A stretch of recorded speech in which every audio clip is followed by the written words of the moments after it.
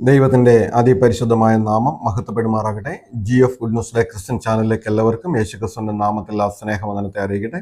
നിങ്ങൾ ആദ്യമായിട്ടാണ് ഈ വീഡിയോ കാണുന്നതെങ്കിൽ ചാനൽ സബ്സ്ക്രൈബ് ചെയ്യുക, വീഡിയോ മറ്റുള്ളവരിലേക്ക് ഷെയർ ചെയ്യുക. ഇന്ന് നാം ചിന്തിക്കുവാൻ പോകുന്ന ദൈവത്തിൻ്റെ വചനം സങ്കീർത്തനം 27-ാം അധ്യായത്തിൻ്റെ 5-ാമത്തെ വാക്യമാണ്. അനർത്ഥ ദിവസത്തിൽ അവൻ തൻ്റെ കൂടാരത്തിൽ എന്നെ ഒളിപ്പിക്കും, തിരുനിവാസത്തിൻ്റെ മറവിൽ എന്നെ മറയ്ക്കും, പാറമേൽ എന്നെ ഉയർത്തും. ഒരു ദൈവപൈതലിൻ്റെ ജീവിതത്തിൽ ദൈവം ചെയ്യുന്ന 3 കാര്യങ്ങളാണ് നമുക്കവിടെ കാണുവാൻ സാധിക്കുന്നത്.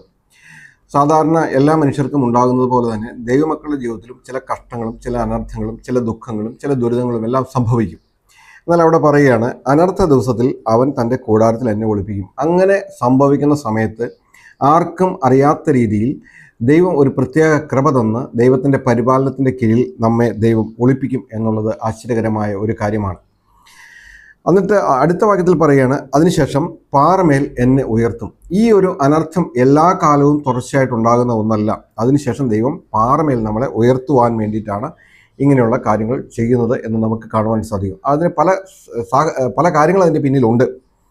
നമ്മുടെ ജീവിതത്തിൽ ഉണ്ടാകുന്ന അനർത്ഥങ്ങൾ എന്താണെന്ന് ചോദിച്ചു കഴിഞ്ഞാൽ, ഓരോ മനുഷ്യൻ്റെ ജീവിതത്തിലും പല തരത്തിലുള്ള അനർത്ഥങ്ങൾ ഉണ്ടാകുമെന്ന് നമുക്കറിയാം. ചിലപ്പോൾ അതൊരു കടഭാരമായിരിക്കാം, ചിലപ്പോൾ അതൊരു വല്ലാത്ത ഒരു രോഗമായിരിക്കാം, ചിലപ്പോൾ ഒരു തെറ്റിദ്ധാരണയായിരിക്കാം, ചിലപ്പോൾ ഒരു ഒറ്റപ്പെടലാകാം, ചിലപ്പോൾ ഒരു സ്ഥാനക്കയറ്റം കിട്ടാതെ കഷ്ടപ്പെടുന്നതാകാം, അർഹിക്കേണ്ടതായിട്ട് ലഭിക്കുന്ന നന്മകൾ തടസ്സപ്പെടുന്നതായിരിക്കാം. പല രീതിയിലും നമ്മുടെ ജീവിതത്തിൽ അനർത്ഥങ്ങൾ ഉണ്ടാകാം. ചിലപ്പോൾ ജോലികൾ ശരിയാകാതായിരിക്കണം, ചിലപ്പോൾ അയൽവക്കത്തുള്ള ആളുകൾ ശത്രുതാപരമായി പെരുമാറുന്നതായിരിക്കാം. പല നിലകളിലും ദൈവമക്കൾക്ക് നേരെ ഇങ്ങനെയുള്ള അനർത്ഥങ്ങൾ ഉണ്ടാകുമ്പോൾ ദൈവം പറയുകയാണ്, അവിടെ ദൈവം നമ്മളെ ഒളിപ്പിക്കുക. നമ്മൾ ആ സാഹചര്യത്തിൽ ദൈവസന്നിധിയിലേക്ക് ചെന്ന് പ്രാർത്ഥിക്കും, ദൈവത്തിൽ ആശ്രയിക്കും.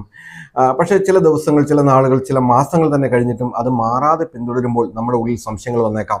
ദൈവം എന്നെ കൈവിട്ട് കളഞ്ഞുവോ, ദൈവം എന്നെ ഉപേക്ഷിച്ചുവോ? ഒന്നുമില്ല, ദൈവം നമ്മളെ ഒരു നാളും കൈവിടുകയില്ല.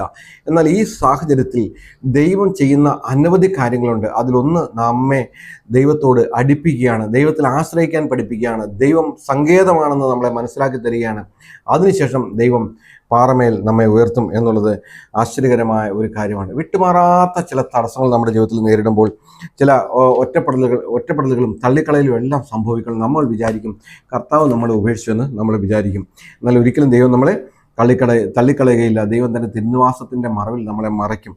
എന്നിട്ട് ദൈവം പാറമേൽ തന്നെ നമ്മളെ ഉയർത്തും. അപ്പോൾ ഈ സമയത്ത് ശത്രു നമ്മളെക്കുറിച്ച് ഒത്തിരി കാര്യങ്ങൾ പറഞ്ഞുണ്ടാക്കും. ദൈവമക്കളുടെ ജീവിതത്തിൽ സംഭവിക്കുന്ന ചില അനർത്ഥങ്ങളും ചില കഷ്ടങ്ങളും ചില ഞെരുക്കങ്ങളും ഒക്കെ സംഭവിക്കുമ്പോൾ ശത്രു നമ്മളെക്കുറിച്ച് ഒത്തിരി വിധികൾ കൽപ്പിക്കും, ഒത്തിരി അവർ എല്ലാം അറിയാവുന്നത് അവരാണെന്നുള്ള നിലയിൽ അവർ കാര്യങ്ങളെ വിലയിരുത്തുകയും അവർ പറയുകയും എല്ലാം ചെയ്യും. ആ സമയത്ത് നാം മിണ്ടാതെ ദൈവത്തിൽ ആശ്രയിച്ച് കഴിയുമ്പോൾ ദൈവം ശത്രുവിൻ്റെ മേൽ നമ്മുടെ തലയെ ഉയർത്തി നമ്മളെ ഒരു പാറമേൽ നിർത്തും എന്നുള്ളത് ആശ്ചര്യകരമായ ഒരു കാര്യമാണ്. നമുക്കറിയാം, ഇസ്രായേൽ ജനത്തിന് ഇതുപോലെ ഒരു അനർത്ഥമായ ഒരു സാഹചര്യം ഉണ്ടായി. 40 ദിവസം ഗോലിയാത്ത് എന്ന് പറയുന്ന ഒരു മല്ലൻ വെല്ലുവിളിച്ചുകൊണ്ട് ഇസ്രായേൽ നിരകളെ വെല്ലുവിളിച്ചുകൊണ്ട് വന്നു. നിങ്ങൾ വലിയ ദൈവത്തിൻ്റെ ആളുകളല്ലേ, നിങ്ങൾ വാ, എന്നോട് പോരുത്, എന്നോട് പോരാട്, എന്നിട്ട് എന്നെ ജയിച്ചു കഴിഞ്ഞാൽ ഞങ്ങൾ നിങ്ങളുടെ അടിമകളായി തീരാം എന്ന് പറഞ്ഞ് 40 ദിവസം രാവിലെയും വൈകുന്നേരവും അവൻ വന്ന് ഇസ്രായേൽ ജനത്തെ വെല്ലുവിളിച്ചുകൊണ്ടിരുന്നു. അത് അവരെ സംബന്ധിച്ചിടത്തോളം വളരെ അപമാനകരമായ ഒരു സാഹചര്യമായിരുന്നു. അതിന് നേരിടുവാൻ ത്രാണിയുള്ള ആരും അവിടെ ഉണ്ടായിരുന്നില്ല. അപ്പോൾ ദൈവം ഇങ്ങനെയുള്ള സാഹചര്യങ്ങളെല്ലാം നോക്കി ശത്രു സന്തോഷിച്ച് ചിരിച്ച്, അതിനകത്ത് ഇസ്രായേലിൽ ഒരുത്തൻ പോലും ഇല്ല, നമ്മളോട് ജയിക്കാൻ, നമ്മളോട് എതിരിടുവാൻ, നമ്മളോട് നേരിടുവാൻ തക്ക പ്രാപ്തിയുള്ള ഒരുത്തൻ പോലും ഇസ്രായേലിൽ ഇല്ല എന്നെല്ലാം നിരൂപിച്ചുകൊണ്ടിരിക്കുമ്പോൾ ഒരിക്കലും വിചാരിക്കാത്ത രീതിയിലാണ് ദൈവം തൻ്റെ ഉദ്ധാരണങ്ങളെ നടത്തുന്നതെന്ന് നമുക്ക് കാണുവാൻ സാധിക്കും. അവിടെ ദാവീദ് എന്ന് പറയുന്ന ഒരു ചെറുബാലനെ ദൈവം അയച്ചിട്ട് അവൻ വന്നിട്ട് ആ വലിയ മലനായിട്ട് നിന്ന ഗോലിയാത്തിന് നേരെ അവൻ ചെല്ലുകയാണ്. ഇസ്രായേൽ ജനത്തിനോ ഇസ്രായേൽ രാജാവിനോ ചെയ്യാത്ത ഒരു കാര്യം ഒരു ആട്ടിടയ ചെറുക്കനെ കൊണ്ട് ദൈവം ചെയ്യുന്നത് നമുക്ക് കാണുവാൻ സാധിക്കും. അവൻ വന്നിട്ട് ഇസ്രായേലിനെ വെല്ലുവിളിക്കുന്ന ഇവൻ ആര്? ജീവനുള്ള ദൈവത്തിൻ്റെ സേനയെ നിന്ദിക്കുന്ന ഇവൻ ആര്? ഇന്ന് ഞാൻ ദൈവത്തിൻ്റെ നാമത്തിൽ നിന്റെ നേരെ വരുന്നു, നീ വെല്ലുവിളിച്ചിട്ടില്ല അതേ ദൈവത്തിൻ്റെ നാമത്തിൽ ഞാൻ നിന്റെ നേരെ വരുന്നു എന്ന് പറഞ്ഞുകൊണ്ട് ആ ദാവീദ് അവിടെ ചെന്ന് ഗോലിയാത്തിനെ കീഴ്പ്പെടുത്തുന്നതും അങ്ങനെ ശത്രു സൈന്യം താറുമാറായി പോകുന്നത് നമുക്ക് കാണുവാൻ സാധിക്കും.